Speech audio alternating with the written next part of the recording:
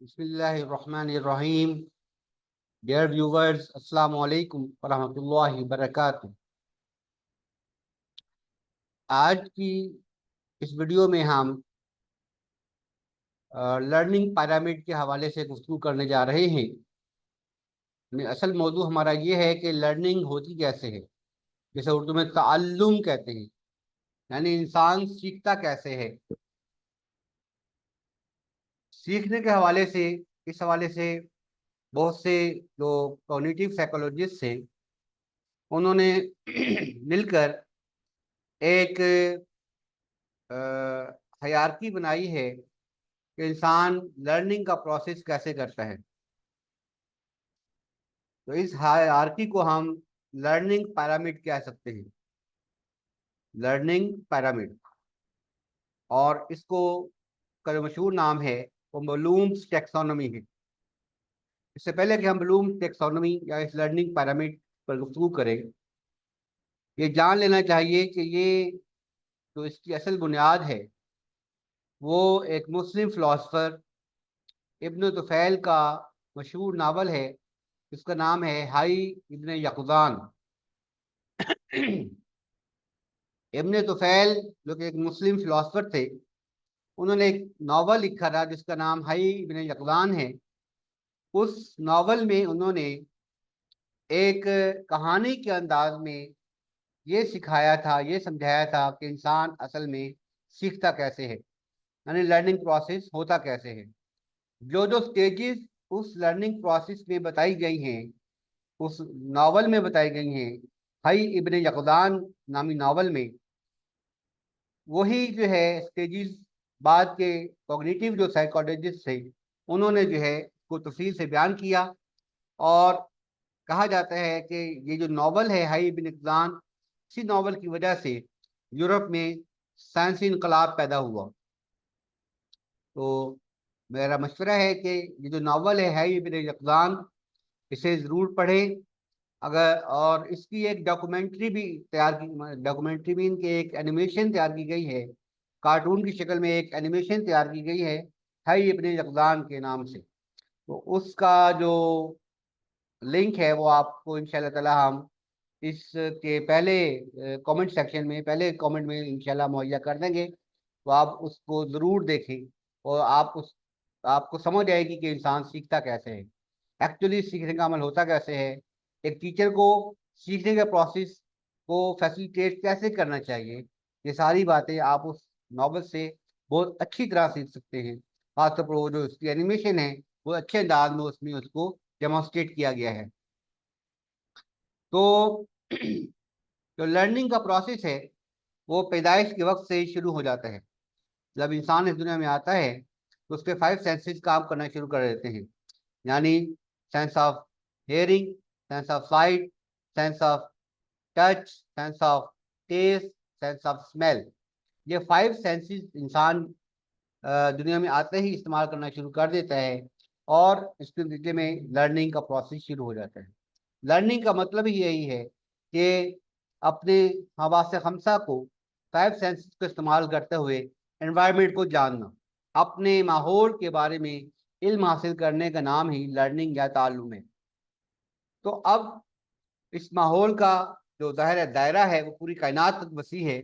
लेकिन जाहिर है कि बच्चे के माहौल की इब्तिदा घर से शुरू होती है, और फिर स्कूल में बच्चा आ जाता है, उसका एनवायरनमेंट बड़ा हो जाता है, उसका कैनवस बड़ा हो जाता है। तो इस तरह लर्निंग का प्रोसेस जो है वो बढ़ता चला जाता है। तो ब्लूम्स टेक्सोनोमी में ये जो लर्निंग पिरामिड बनाई गई है, इसमें जो हायरार्की है, हायरार्की से मुराद जो दर्जात मुकर्रर किए गए हैं, लेवल्स बनाए गए हैं कि लर्निंग का लेवल किस जगह पर क्या होता है। यानी पहले इंसान की लर्निंग का पहला लेवल क्या होता है, उससे अगले लेवल पर वो लेवल लर्निंग कहाँ पर जाती है, उससे अगले लेवल पर कैसी लर्निंग होती है, उससे और ऊपर जाए तो कैसी लर्निंग होती है। इसे कहते हैं हाई आर्की। तो सबसे पहला जो लेवल है लर्निंग का, जो कि बिल्कुल इब्तदाई लेवल होता है, उसे कहते हैं रिमेम्बरिंग। यानी जो चीज ऑब्जर्व की है उसको जहन नशीन कर लेना। उस ये अल्लाह ताला ने हमारे दिमाग का निज़ाम, यानी जो हमारा नर्वस सिस्टम है, उसको ऐसा बनाया है कि एनवायरनमेंट में हम जो भी चीज़ अपने फाइव सेंसेस से ऑब्जर्व करते हैं, वो उसका एक नक्श हमारे दिमाग पर थप्त हो जाता है, और इसी चीज़ को रिमेम्बरिंग या हाफजा कहते हैं। यानी रिमेम्बरिंग से मुराद यहाँ हाफजा भी है, कि किसी चीज़ को याद रखना, कि हमने जो कुछ ऑब्जर्व किया उसको याद रखना, ये है रिमेम्बरिंग। ये लर्निंग का पहला दर्जा है। और बच्चा जो है जब सीखना शुरू करता है, तो वो माहौल में अपने जो उसके रिलेटिव्स होते हैं, माँ बाप होते हैं, बहन भाई होते हैं, और जो ग्रैनीज होती हैं, तो उनसे सुनकर, उनको देखकर, उनको छू कर लर्निंग का प्रोसेस कर रहा होता है, और उनको वो याद रखता है। उस लर्निंग को, जो कुछ उसने सीखा है, उसको याद रखता है। इसी लेवल में हाफजे का फिर अब ये कैसे पता चलेगा कि वो चीज याद है या नहीं, कोई चीज रिमेम्बर कर ली है कि नहीं की, ये कैसे पता चलेगा? कि वो उस चीज को डिस्क्राइब कर सके। तो पहला लेवल ये है कि जो चीज उसने देखी या सुनी या जानी, उसके बारे में उसको डिस्क्राइब कर सके, बयान कर सके कि वो चीज है क्या। क्या देखा उसने, क्या सुना, क्या चखा, क्या सूंघा। दूसरा रिलेट करना। रिलेट यानी उसको, ये भी उसी माने में कि उसको बयान कर देने के माने में, टेल या फाइंड, या उसको पा लेना, किसी चीज को पा लेना। दूसरा दर्जा इसका है अंडरस्टैंडिंग। अंडरस्टैंडिंग यानी उस बात की पूरी तरह जो है फहम हासिल कर लेना, उस चीज को अच्छी तरह समझ लेना कि हो क्या रहा है, यानी जो कुछ हम ऑब्जर्व करते हैं उसके बारे में जान लेना कि ये कैसे हो रहा है। तो ये चीज है, इसका जो ताल्लुक है वो डिस्कशन से है, और आउटलाइन बनाने से है, कि हम उसका खाका बना सकें और उसको एक्सप्लेन कर सकें और प्रिडिक्ट कर सकें। तो इसके भी चार लेवल हैं, कि डिस्कस कर सकें उसको, यानी जाहिर है जो चीज़ हमने समझ आएगी तो आगे तक बात करेंगे ना उसके बारे में। अगर हमें एक चीज़ कुछ समझ ही नहीं है, तो आगे उसके बारे में कोई गुफ्तगू कर नहीं कर सकते हम। तो डिस्कस करने से मुराद है कि उस बारे में हम आगे लोगों को बता सकें, गुफ्तगू कर सकें, और आउटलाइन उसका खाका बना सकें, और उसको एक्सप्लेन कर सकें, और उस मालूमात की बुनियाद पर, जो मालूमात उस अब तक हासिल हो गई हैं, उसकी बुनियाद पर प्रिडिक्ट कर सके कि ये इसके साथ आइंदा क्या होने वाला है, क्या हो सकता है। तो प्रिडिक्ट से मुराद ये है कि जैसे हम देखते हैं कि हमारा तजुर्बा है, बार बार बच्चा देखता है कि जब बादल आते हैं तो बारिश बरसती है, बादल आते हैं तो बारिश बरसती है। यानी या यूं कह लो कि जब बारिश उसी वक्त बरसती है जब बादल आते हैं, जब बादल नहीं होते तो बारिश नहीं बरसती। तो इससे एक लर्निंग ये होती है कि बारिश बादलों से बरसती है हमेशा, जब तक बादल नहीं आते बारिश नहीं होती। तो ये एक लर्निंग है, एक ऑब्जर्वेशन है। तो अब इस ऑब्जर्वेशन को बयान करना, इसको एक्सप्लेन करना और प्रिडिक्ट करना, कि जब भी बादल देखे बच्चा, तो या जो भी शख्स, कोई इंसान, तो वो प्रिडिक्ट करेगा कि अच्छा बारिश होने वाली है। तो ये यहाँ प्रिडिक्शन मुराद, ये एक मिसाल प्रिडिक्शन की है। वरना और बहुत सी चीज़ें जो है हमारे ऑब्जर्वेशन में आती है, जिसके बारे में हम प्रिडिक्ट कर सकते हैं। मिसाल के तौर पर अब ज़्यादा मिसालें दूंगा तो बात लंबी हो जाएगी, चले। और अगला लेवल जो है वो है अप्लाइंग का। यानी जो हमने पहले दो लेवल में सीखा है, रिमेम्बरिंग और अंडरस्टैंडिंग से जो चीज़ें सीखी हैं, उसको अप्लाई करना। अप्लाई करने के मानों में ये है, अप्लाई करने से मुराद ये है कि जब उस सीखे हुई चीज़ को हम अपने अमली ज़िंदगी में इस्तेमाल करते हैं, अमली ज़िंदगी में उससे फ़ायदा उठाते हैं, तो इसे कहते हैं अप्लाई करना। यानी जो चीज़ लर्निंग कर ली है, जो चीज़ समझ ली है, जो कॉन्सेप्ट, जो आइडिया समझ लिए है, या जो अब अपने एनवायरनमेंट के बारे में जो कुछ जान लिए है, उसको अपने फायदे के लिए इस्तेमाल करना, या अपने मुआशरे के फायदे के लिए इस्तेमाल करना, इंसानों के फायदे के लिए इस्तेमाल करना, इसका नाम है अप्लाइंग। एप्लीकेशन से कहते हैं। यानी यूज, इलस्ट्रेट, कंप्लीट और सॉल्व। अब यहाँ पे अप्लाई से मुराद यही है जो इसका लास्ट ऑप्शन आया है सॉल्व, कि जब हम अप्लाई करने की कोशिश करते हैं तो हमारे सामने बहुत से मसाइल जन्म लेते हैं, तो उन मसाइल को हल करना भी इसमें शामिल है एप्लीकेशन में। यानी एप्लीकेशन हम तभी कर सकते हैं कामयाबी के साथ। एक तो है कि मतलब कोशिश करे और नाकाम हो ले, एक है कामयाबी के साथ कोशिश तभी कर सकते हैं, तब कामयाब तभी हो सकते हैं अपनी कोशिश में, अप्लाई करने में, कि अगर हम जो पेश आमदा मसाइल हैं उनको भी हल कर सकते। आगे फोर्थ जो लेवल है वो है एनालाइजिंग। ये असल में ये जो लेवल चल रहे हैं, थिंकिंग के लेवल भी हैं, लर्निंग के लेवल भी हैं। ये सारा जो लर्निंग का प्रोसेस कहाँ हो रहा है? ब्रेन, दिमाग में। तो क्योंकि ये काम दिमाग का है, उसी को हम दूसरे लफ्जों में थिंकिंग भी कहते हैं। तो ये थिंकिंग का प्रोसेस भी चल रहा है असल में, रिमेम्बरिंग में, अंडरस्टैंडिंग में, अप्लाइंग में थिंकिंग का प्रोसेस चल रहा है। तीनों लेवल पर थिंकिंग का लेवल चल रहा है। अब ये चौथा लेवल है, फोर्थ लेवल, एनालाइजिंग या एनालिसिस जिसे कहते हैं, कि ये भी थिंकिंग का हायर लेवल है। ये थिंकिंग का हायर लेवल है।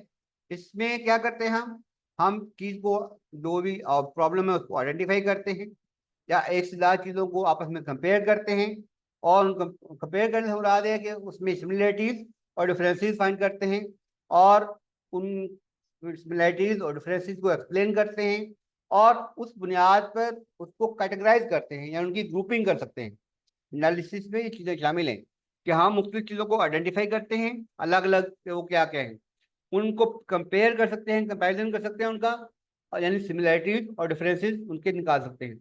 फिर उनको सिमिलरिटीज को, डिफरेंसेस को एक्सप्लेन कर सकते हैं, और उन्हीं उस एक्सप्लेनेशन की बुनियाद पर हम उसकी ग्रुपिंग कर सकते हैं।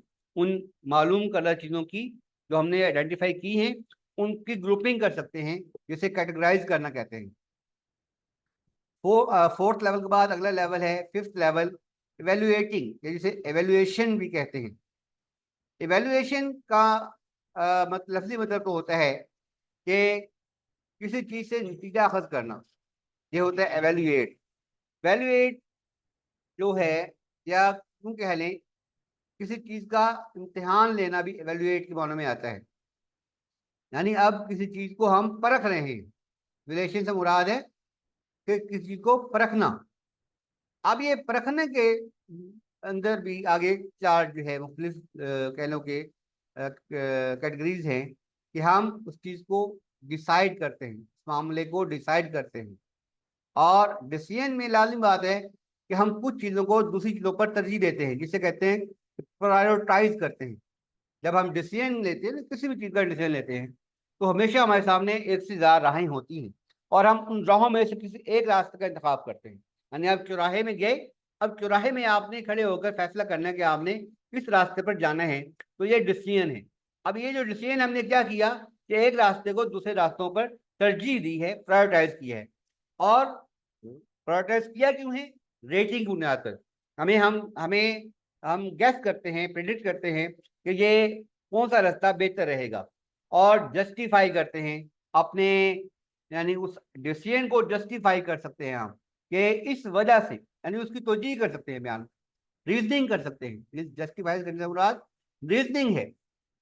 अब ये लेवल जो है, ये सारे जो लेवल है, एप्लीकेशन, एनालाइजिंग और एवेल्युएशन, ये क्रिटिकल थिंकिंग के लेवल्स हैं। इन तीनों को हम क्रिटिकल थिंकिंग कहते हैं। एप्लीकेशन, एनालाइजिंग यानी एनालिसिस, और एवेल्युएशन, ये क्रिटिकल थिंकिंग के लेवल्स हैं। जब क्रिटिकल थिंकिंग में कोई भी शख्स माहिर हो जाता है, तो अब उसमें छठा लेवल पैदा हो जाता है, और वो छठा लेवल है क्रिएशन, क्रिएटिंग, के उस अपने तमाम मालूमात की बुनियाद पर, अपने तमाम सोच विचार की बुनियाद पर, वो अब नए आइडियाज तख्लीक कर सकता है, नए आइडियाज तख्लीक कर सकता है। ये जो सलाहियत है, इसे कहते हैं क्रिएटिविटी, इसी का नाम क्रिएटिविटी। अब ये क्रिएटिविटी देख लें कि इसका छठा लेवल है, और जबकि हम पहले ही लेवल पर बच्चे से एक्सपेक्ट कर रहे होते हैं कि वो हमें क्रिएटिविटी जो है दे, जबकि अभी हम उसको रिमेम्बरिंग के खुद, हमारी एक पोजीशन होती है टीचर्स की, कि वो उसको रिमेम्बरिंग के लेवल पे लेके आए हुए होते हैं, बस रट्टा लगवा रहे होते हैं, और हम उससे एक्सपेक्ट ये कर रहे होते हैं कि वो क्रिएटिविटी शो करे, कि वो क्रिएशन का लेवल उससे, जो कि टॉप लेवल है लर्निंग का। लर्निंग का लास्ट लेवल, टॉप लेवल है क्रिएशन या क्रिएटिंग, यानी क्रिएटिविटी। तो इसमें क्या होता है कि आदमी नए आइडियाज तख्लीक कर सकता है, नए तस्वुरात, यानी कैसे तख्लीक कर सकता है, यानी उसके पास पहले से जो मालूमात हैं उन मालूमात की बुनियाद पर वो एक नई राय कायम करता है। इसी का नाम आइडिया है, तखय्युल है, इसी का नाम क्रिएटिविटी है। फिर उस इमेजिनेशन को, आइडिया को वो डिज़ाइन करता है, यानी उसको डिज़ाइन करने से मुराद ये है कि नया, एक नए रंग में ढालता है और उसको प्लान करता है, प्लान करके एक नई सूरत देता है। तो ये जो सारे लेवल्स हैं ये लर्निंग के लेवल्स हैं और इस सारे को लर्निंग पैरामिड कहते हैं।